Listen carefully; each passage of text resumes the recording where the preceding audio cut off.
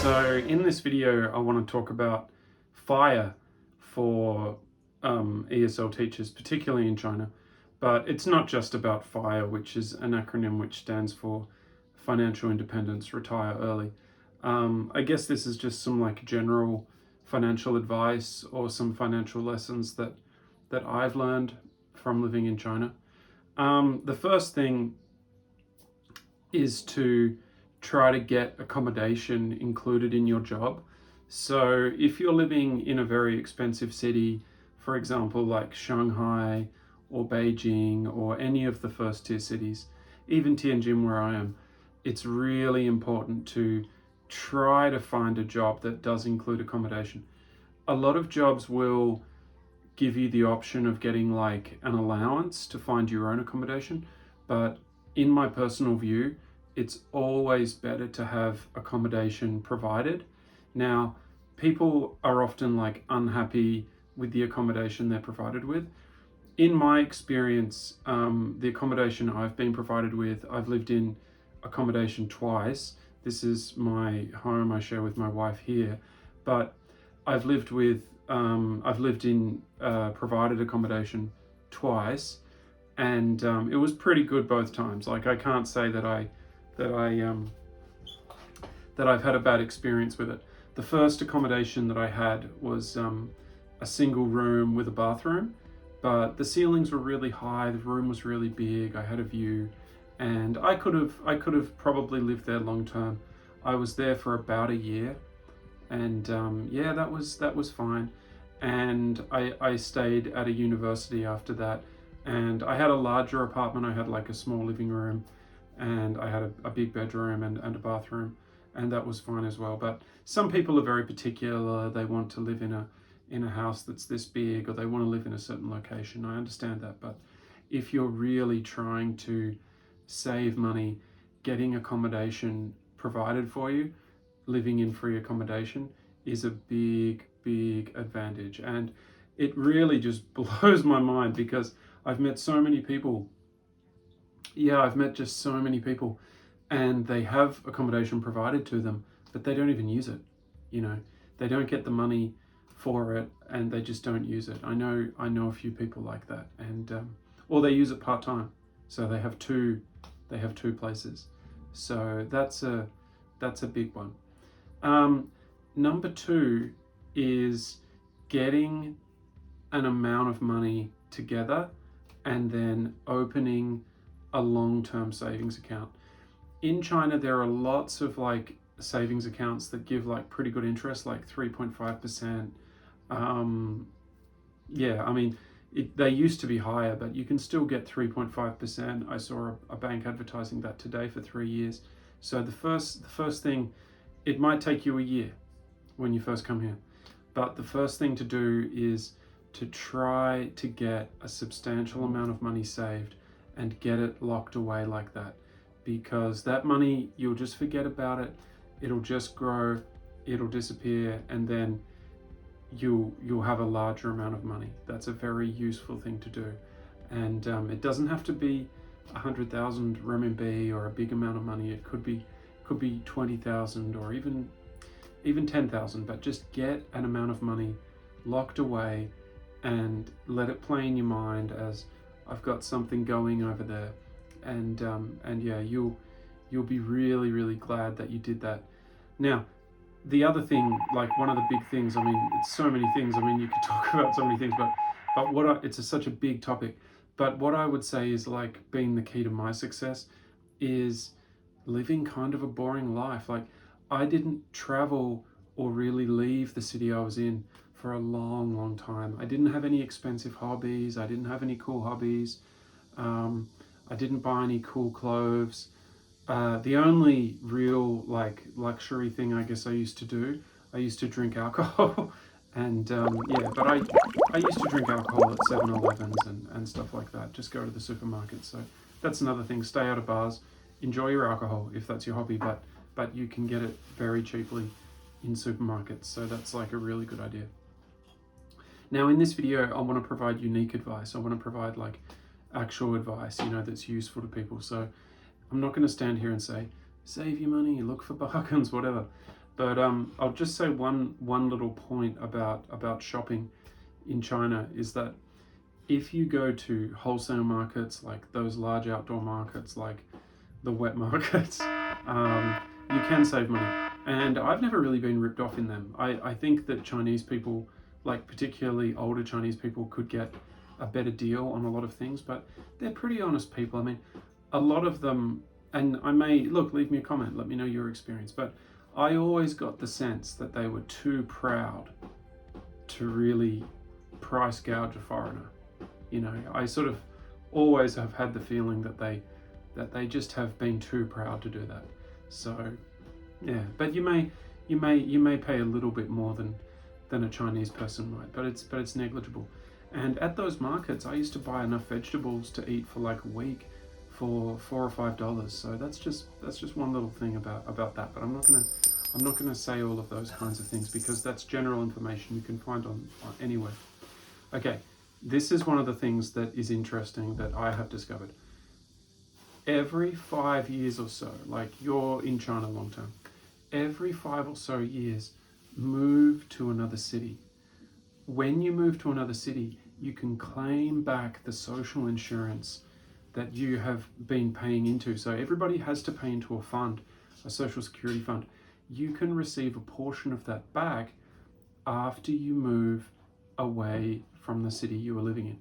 So for example, a few years ago, I guess in 2017, maybe 2018, I moved from Tianjin to Qingdao.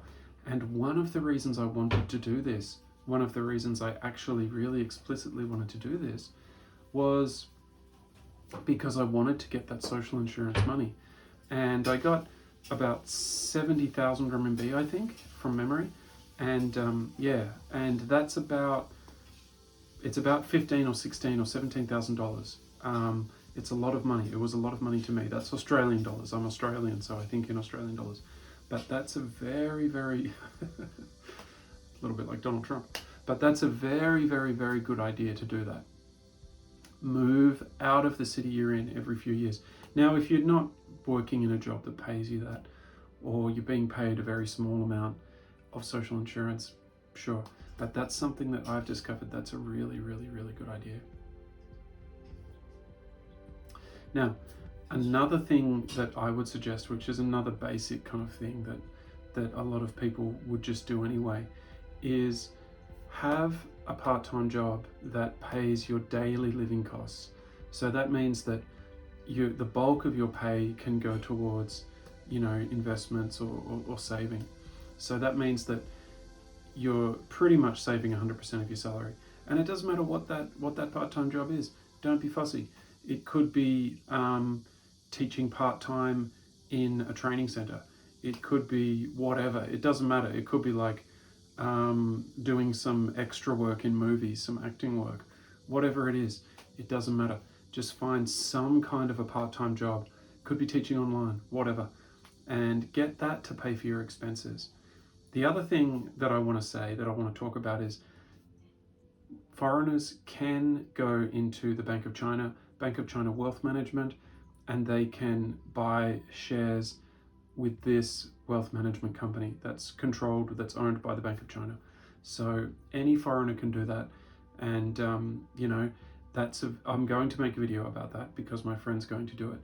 And that's a very, very, very good idea as well. So then you can buy, for example, Chinese banks, and you can get a higher return. So you can get a decent dividend of, you know, 5 or 6% on some of these Chinese bank shares, for example. But I'm going to go in and I'm going to show that very, very, very particular process. Now look, the FIRE movement. If you asked me a few years ago, do you want to retire early? I'd be like, yeah, man, like I'm sick of work. I'm just sick of it. Like, yeah, sure, you know, I would have jumped at the opportunity. But during the COVID-19 epidemic, when I was kept out of the classroom for months and months and months at a time, I realized that, well, look at me now. You know, I must love the sound of my own voice because I'm talking at a phone. But I just realized that I enjoy teaching. I do enjoy teaching. But the more like comfortable your life becomes, the more you can enjoy the work that you're doing. And a big point that I would make to anyone who's like watching this video, who's like in their 20s or in their early 30s or whatever, it doesn't matter what their age, in their 40s or whatever, or their late 30s like me. But if you're like in your early 20s or your early 30s, or your late 20s or your early 30s, and you're in China, don't assume that you're going to just leave the country and go and have another career, okay? Or that, I don't know, your great grandpa's going to leave you $1 million or whatever. Like, don't assume any of that. Assume that you have to provide for yourself, you have to be independent.